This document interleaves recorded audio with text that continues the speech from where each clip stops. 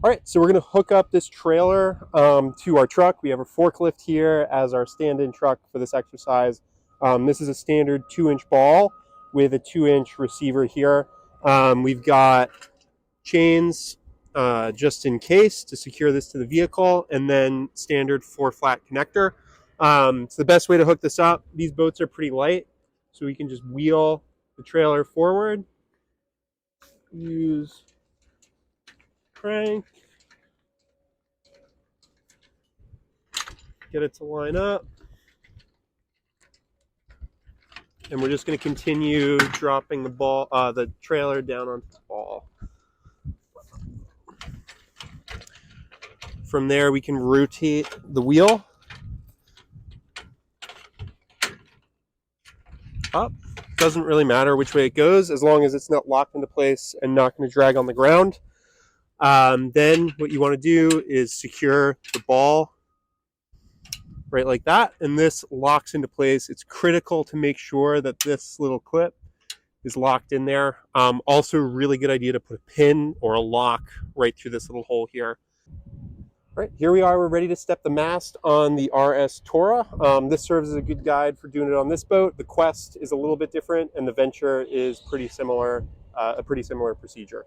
Anyway, we're going to start by untying all the lines here. So this is the main halyard that we've kind of wrapped around the mast just to hold all the shrouds in place a little bit better. So we're going to untie that. The Cunningham as well, or downhaul, was also used to kind of keep everything in place.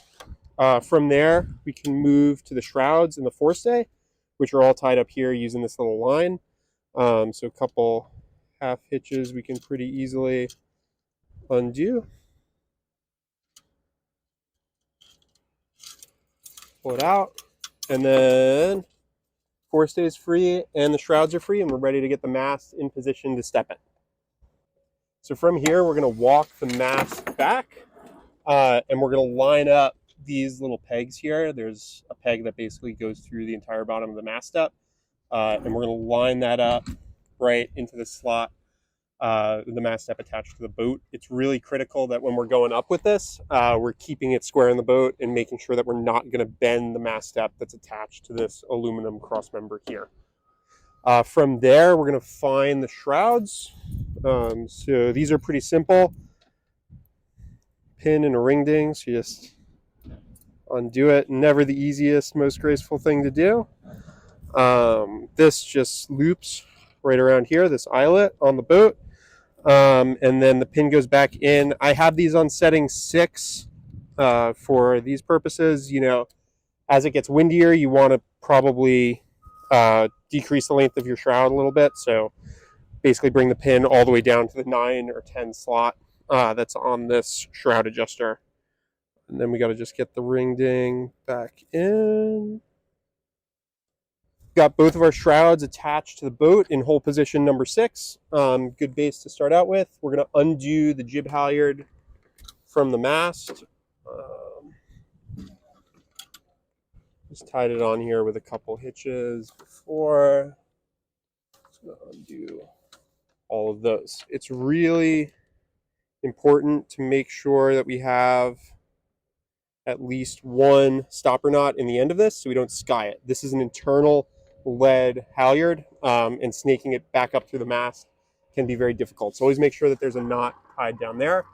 From here, we're going to go to the jib halyard, which is the other end of the jib halyard, which is on the mast, and just pop out this pin and ring ding and walk it all the way down here to the hook for the foot of the sail.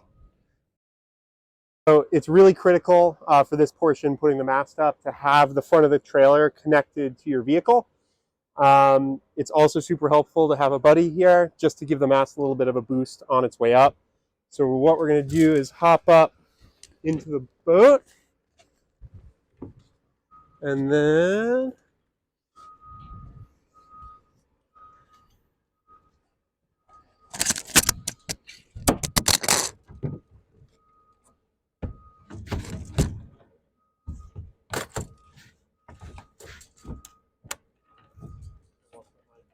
So now that the mast is up, what we're going to do is transfer the force onto the jib halyard. It's a good idea to keep your shoulder pressed into the mast while you're doing this, supporting it. So we're going to take the end of the jib halyard and we're going to pass it right through this cleat, and then pull tight, and then from there the mast is up and we can hop out of the boat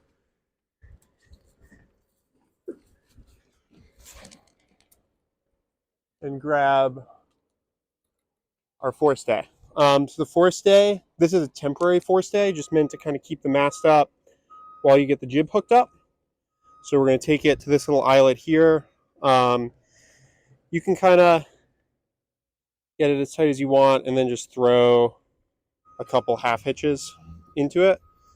Because we have the jib halyard supporting the mast right now, it's not critical to get it super tight, just to make sure that it's, stable.